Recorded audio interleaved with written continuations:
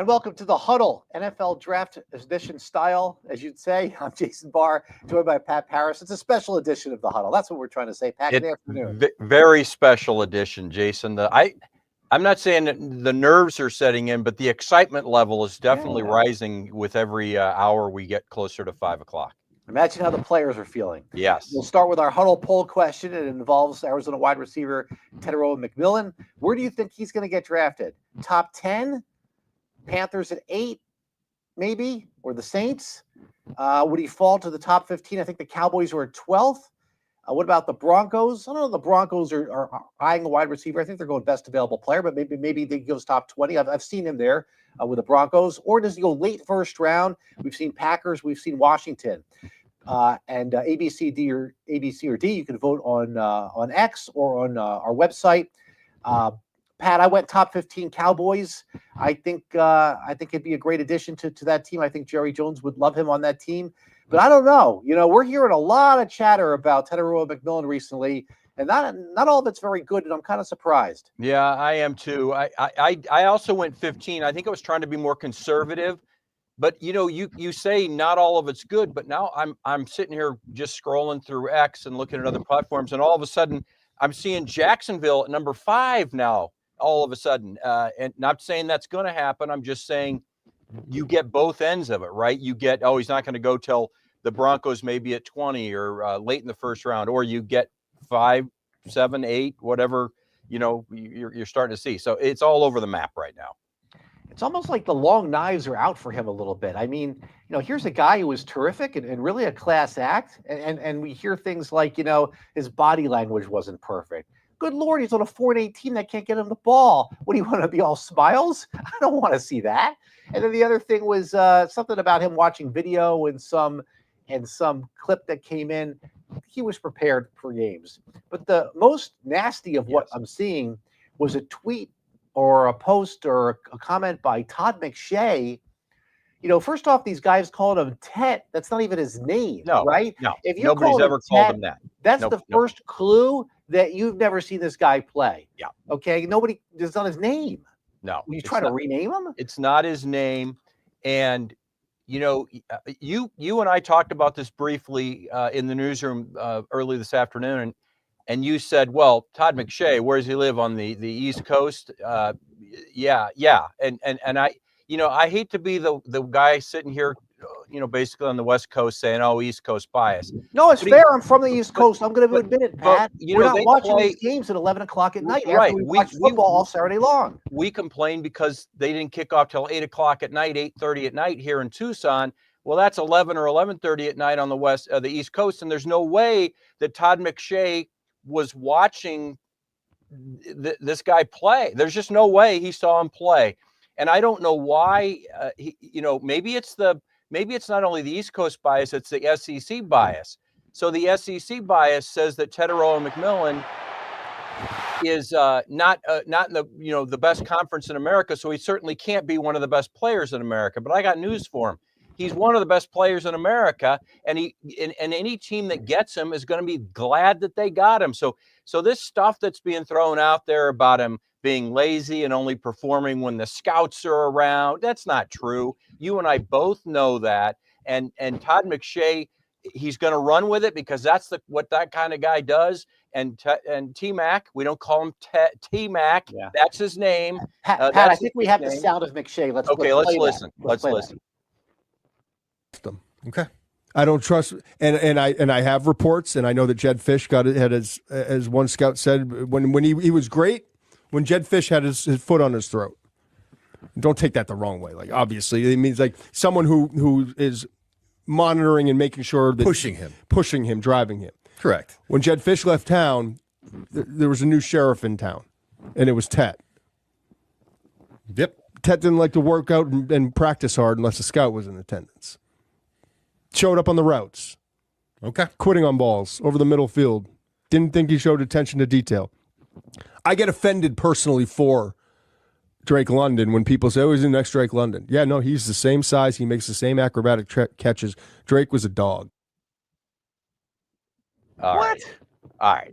First of all, the only Ted that came out of Tucson that won the NFL draft was Teddy Bruschi. His name is T-Mac or Teteroa McMillan. And secondly, if he makes the same plays that Drake London makes, then he's going to be the next Drake London type player. So give me a break. I mean, I thought it was the opposite. I mean, we have seen that wide receiver position become a diva position in the NFL, right? Yes. So many guys. And he hasn't been like that. Yeah. You know, he's been a class act. Yep. There's no question. Also, what McShay has him, what did you say, like ranked 30th? 30th? 50? What? 50th, 50th. 50th. 50th. All right. So CBS Sports has him 5, ESPN has him 13, NFL has him 12. When have you ever seen somebody with such a wide range like that? Yahoo has him 3, though, as like overall talent. We're just talking about overall talent. That's Yahoo has him 3? I didn't see that. Yes, Yahoo has him at 3, as in just pure talent. And I've seen him, as I said, he's at number 5 on the CBS board. That's not where they project him to go in the draft, because there's so many factors about where a guy goes. Let me tell you why I'm going with Cowboys.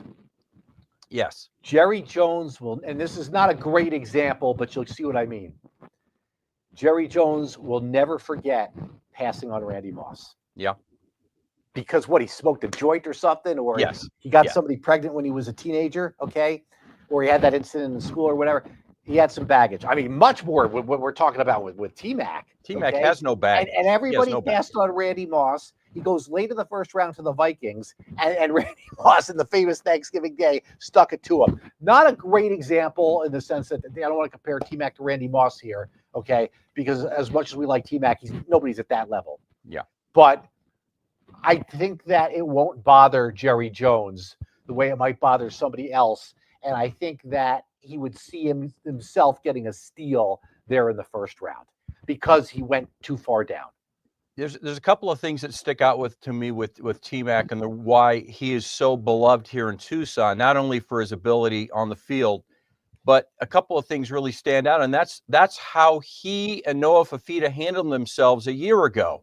Right. When Jed Fish left, they didn't know who the coach was going to be, but they stuck by their commitment to the University of Arizona. And that's very, very rare these days for guys to stand by the school that they said they were going to commit to. They did commit to, and they're going to Alabama reportedly wanted them. And they were going to get who knows what, double, triple, quadruple the amount of NIL money. Obviously Washington. Yep. They could have gone anywhere they wanted. And even if they were a duo, every school in America was going to pay them the NIL money. But they didn't want it. They stayed here. And in fact, we've heard reports that they distributed some of their NIL money to some of the players around them that didn't get big NIL contracts here because the University of Arizona doesn't have the amount of money that a Washington or an Oregon or an Alabama has. And then the other thing that sticks out to me, and this has nothing to do with his what he did here at Arizona, but he graded out as the highest ever to take that test that they give him at the combine for a wide receiver. So he's smart. We all know that he is passionate about the University of Arizona. He's passionate about his Hawaiian roots. He's passionate about his teammate. There's no better teammate from what we understand. It doesn't add up to what guys like McShay are saying, Jason. It just doesn't add up. I saw opposing safety/defensive backs try to get under his skin, especially his first year. They couldn't do it. There was a maturity there from the beginning. I think somebody's trying to jump on a narrative or find something wrong. I think that's you can find something wrong with everybody. I do think that there were some conditioning issues early in the season coming off a foot injury where maybe he wasn't 100% in cardiovascular shape. I'm okay with that criticism, which I'm not hearing. I do think he got tired at the end of some games early, possibly because of that. If I was hearing that, I would be like, okay, maybe there's something there. But I think this is too much criticism. It really is. And I don't know why they target guys. This isn't the first time we've seen this happen where guys get kind of a bad reputation and the closer we get to the draft. It happens from time to time. Most of it, though, seems to be more warranted than this. I just don't understand where it's coming from. And why are we seeing such big disparity between these supposed experts from third best to 50th best? That's just ridiculous. And I guess we'll all find out, won't we? Whether Todd McShay was spot on or completely wrong. I have a feeling he's going to be completely wrong, but time will tell. I hope he is. I'm going to Yeah, be rooting for him to be selected high for sure. And star and just be a star in the NFL like we all. By the way, the record is 7. I believe Ricky Hundley was 7th. That's the Arizona Wildcat record. 1984, and Ricky Hundley. I've told you this. I'll say it 1,000 times. Best college football player I've ever seen in person. As far as at his position, just so dominant. I've seen great player. I'm not saying he's the greatest player ever, but he's the greatest player ever at the University of Arizona in my mind. And certainly he was deserving of a 7th overall pick. And he may not have had the greatest NFL career, but he had a very solid NFL career. That's for sure. Okay, so T-Mac's not going to be the only Arizona Wildcat drafted. There'll be at least one more. Big Jonah Savanea, going to go probably in the 2nd round, guard or tackle. His draft stock has actually dropped a little bit. He was maybe an early 2nd, possibly a late 1st. He's kind of gone more in the 2nd round. Not sure if that's about, just playing for a bad team. Looked like the quarterback didn't have a lot of time. That's the offensive line as a whole and all the injuries.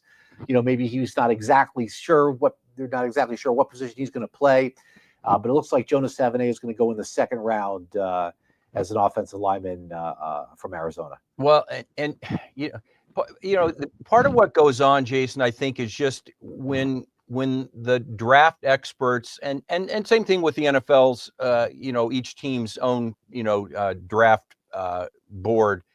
There's just movement sometimes. And a guy like Savanea, I think he's a terrific player. I think he'll play on Sundays. I think he'll play and do well. As you mentioned, he can play a couple of different positions along the line. I think just what happens is other guys move up and you might move down a little bit. It's nothing you did wrong. It's nothing that you did say in the pro day or whatever. There's just a little bit of movement. So what's the difference really between early 2nd round and middle of 2nd round? I mean, pay wise, maybe just a little bit, but he'll get drafted. Somebody will be glad that they drafted him, and somebody will get a really good pick in the 2nd round. Yeah, for sure. And then it's possible Tyler Luke, the Arizona kicker, could go in the 7th round. He's got a big leg. I think he was just a little bit too inconsistent. I'd be surprised if he was selected. But that's a name, who was out there. But I wouldn't be surprised if we see him kick on Sundays, Jason. I just wouldn't be surprised. What an unbelievable leg. I was in the press yeah. box for the New Mexico game, first game of the year. And it was one of those games where he had this super long kick. And somebody in the press box from Albuquerque said, our kicker kicks for the Dolphins, and he doesn't kick like that. Yeah. Let me look up who the Dolphins kicker is because I forget now who it is. Every sport has it. Whether it's a guy that hits a 105-mile-an-hour Al McInnes style slap shot, or if you watched Albert Pujols or Mark McGwire take batting practice, just the sound of the ball off of the bat, the sound of the ball off of his foot is just different. It's much more solid. It's much more of a real resounding thud, and the ball is hit extremely hard. And Jason Sanders is the Dolphins kicker who went to New Mexico, highest paid kicker in the NFL, 5-year, $22 million contract. Yep. And they were saying he doesn't kick like that. Yeah. Well, I think some of the kicks were a little erratic. There could have been a little bit some accuracy issues there. Yeah, I understand what you're saying, and that would be one of the reasons why a team may not waste a draft pick on him. But with a kicker, you don't have to waste a draft pick. 7th rounders are somebody will pick him up. Somebody will get him in camp. He'll beat out whoever's there, and it'll you'll move on. By the way, the Arizona has had 3 kickers drafted in the NFL draft, which is pretty good, right? The last one was Nick Folk. That was 2007. At least one of the Zendejas, maybe? Yes, Zendejas. And Nick Folk, 2007, still kicking in the league after all these years. So, and then for the 3rd straight year, we're going to have a player from Tucson drafted. Of course, 2 years ago was Bijan Robinson in the 1st round.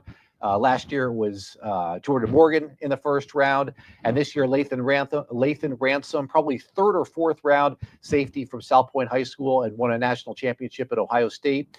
Pat, I did a brief interview with Lathan that we ran on the news yesterday. It's a quick little interview. We're going to show just about 90 seconds of it, and I'm going to play that right now.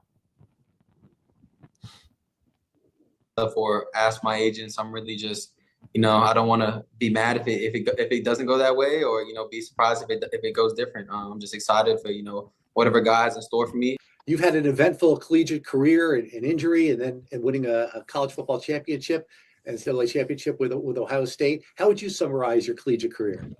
I'll just summarize it as facing adversity head on, never turning away, never doubt myself. Blessed to be surrounded by an amazing support staff that helped me never lose confidence in myself. And then, when I was able to play, I think I was, one of the best safeties in the country. There was another South Point player is doing pretty well, Bijan Robinson. Do you keep in touch with him at all? Are you close with Bijan? Yeah, I do. It was cool, actually. After we beat Texas, me and Bijan had a cool moment on the field where he found me, and tackled me. And that's my guy. And I support him. And, he's out there balling and killing it. And I can't wait to either, be on his team or be playing against him. Does it mean anything? Yeah, that'd be something if you were with the Falcons, right? Does it mean anything to you to be representing Tucson in the NFL draft? Yeah, of course. Everywhere I go, I got Tucson tattooed on my arm, but I think, Tucson embodies who I am. Just a dude that, a grinder, a dude that has a huge chip on his shoulder. And, being from a smaller city, always trying to go outplay and outprove myself against these bigger cities. And yeah, it's going to mean a lot to me, and hope it means a lot to Tucson as well. Yeah, that's Lathan Ransom of Ohio State, and he's going to be in Phoenix, I think, for draft day. So today, yeah, he'll go the third or fourth round. So that's something to watch for in the mid rounds. Yeah. So second and third rounder tomorrow, then fourth through seventh will come up on Saturday. So I would expect him to go tomorrow. Hopefully, yeah, in the third round. He mentioned here, and you mentioned it, him going to the Falcons. Never discount the fact that, a guy like Bijan can say to their management and to their scouts, hey, I'm telling you, this has a good character guy, and that little bit of knowledge can help them say, okay, if we're trying to, we need a safety and he's there in the third or fourth round, we got a guy that's vouching for his character, so let's take him. So he could end up with the Falcons. I wonder how much they ask the players' input on that, though. Because a lot of people want their buddies with them and all that. I wonder how much they ask. They don't. I wouldn't think they go ask. I would think that a guy like, yeah, you're not going to put a lot of stock into it because everybody wants their buddies. But I'm just saying it definitely is a possibility. When we're talking about a superstar like Bijan, maybe it comes up in conversation. Is there some function over the last month or two in Atlanta? You never know. Yeah. So the draft in Green Bay this year, and it's such a spectacle, and really every year, and it really is exciting, and it really is what makes or breaks these teams. You go back and you look at the draft, and you get a player, you get that player for the prime of their career. You're not having to pay a big free agency deal where he may or may not work out. You get him right from the beginning. I just, sometimes you have to step back and just look at what the NFL's been able to do, Jason, when other sports and other, entertainment medium and other television shows are not getting the ratings. They're not getting the hype. Everything, there's so much for people to do that don't include sitting down and watching TV and yet the NFL came out of COVID after the unfortunate, situation where you got the commissioner in his basement and all that kind of stuff.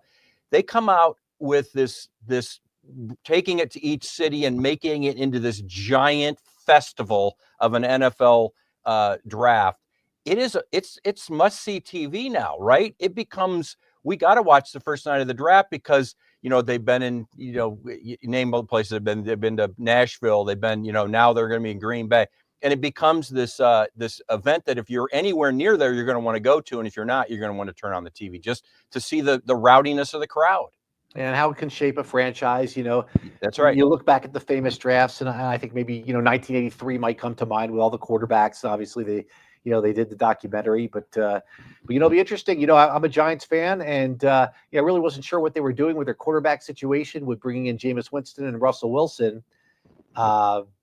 But hearing things that doesn't matter, that they could draft Shedeur Sanders at number 3, and they don't have to stick with DeVito or Jameis Winston through the season, and maybe Russell isn't their long-term situation. Right. Shedeur Sanders is an interesting player, because you hear Giants, but then you hear he might drop all the way down to the Steelers in the 20s, because not everybody needs a quarterback. Not a lot of them are sure that he is the quarterback, or arm strength, that kind of stuff. But I like him simply for the fact that when you've got a son of a coach who also happens to be a Hall of Fame superstar player in the NFL, the guy's IQ is through the roof, and his ability is tough certainly player, tough guy. Yeah, and his athletic ability is outrageous too. So of course I would take him. Took a couple too many sacks, maybe. Listen, like I said, you can find something wrong with anyone. That's right.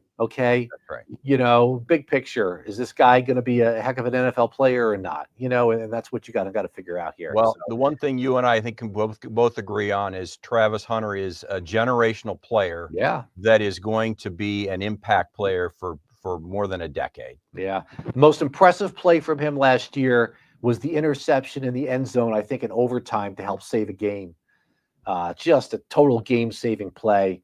And it's too bad when he was here. He was hurt when Colorado visited Arizona this year. Yeah. I think he tried to play the first half, and he barely could, and they sat him for the second half. And he probably shouldn't have tried to play, but he did. But he was hurt. So I hope he stays healthy. He's had some injuries in college. One was from a cheap shot. A couple years ago. And then he had another injury. So I hope he stays healthy. All right. Well, hey, it's going to be a lot of fun. It's going to be on KGUN 9. And, hopefully we'll be able to hear from McMillan later tonight. They'll do their little press conferences afterwards. And in the green room, I guess you would say, in Green Bay. So, yeah. What about the poll question, Jason? Oh, yeah. Let's finish it up with our Huddle poll question. Thanks, Pat. Let's see what people selected. Where do you think Arizona wide receiver Teterow McMillan is going to get drafted? And people are saying top 15 Cowboys, maybe Saints Panthers, a little aggressive with some of the negative chatter we're hearing. But I don't think people think he's going to drop to the late first round. I think teams will be making a mistake to pass on. It really, Jason, it comes down to who needs a wide receiver, because if you believe that he's one of the 5 best players on the draft board, but you don't need a wide receiver, you're not going to take him. I'd love to see him with the Cardinals, Pat. I don't care. Can you imagine if he's the opposite Marvis Harrison Jr.? That would be loaded. Double team both. Oh, no, you can't. That would be a loaded wide receiver core for sure. I'd be tuning in for the Cardinals every Sunday. Yeah. I'd be going up there. Are you kidding me? Yeah. I'd make the trip. I'd try to get as many home game tickets as I could. Yeah. See. Yep. See. All right. Yep. All right. I hope everybody enjoys the draft, and this has been a special Huddle edition, NFL draft style, on Thursday. We'll be back next Tuesday. For Pat Parris, I'm Jason Barr. Thanks everybody. Enjoy, and we'll see you next time.